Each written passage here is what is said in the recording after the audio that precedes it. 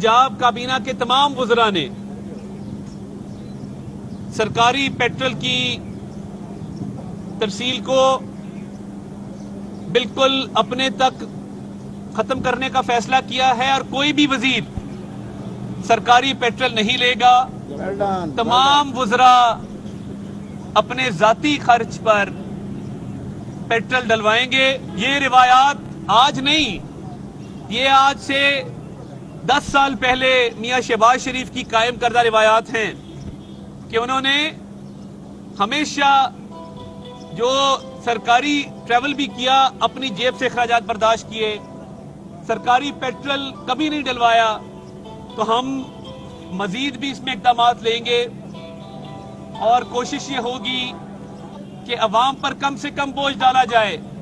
वज़ीर आला ने जो कल महंगाई के हवाले से और प्राइस कंट्रोल कमेटियों के हवाले से इजलास किया, उसमें महकमा खजाना को ये हिदायत जारी की गई हैं कि अवाम के लिए मजीद सब्सिडी के प्रोग्राम लाए जाएं।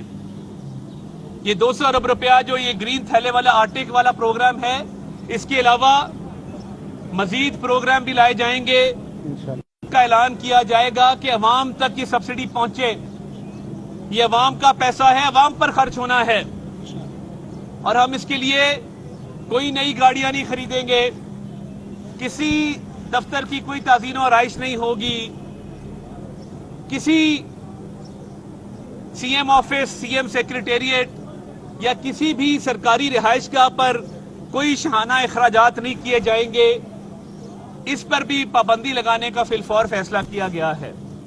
अवाम का पैसा, उस पर हक अवाम का है और इंशाअल्लाह बजट में पंजाब हुकूमत बहुत बड़ा रिलीफ अनाउंस करेगी।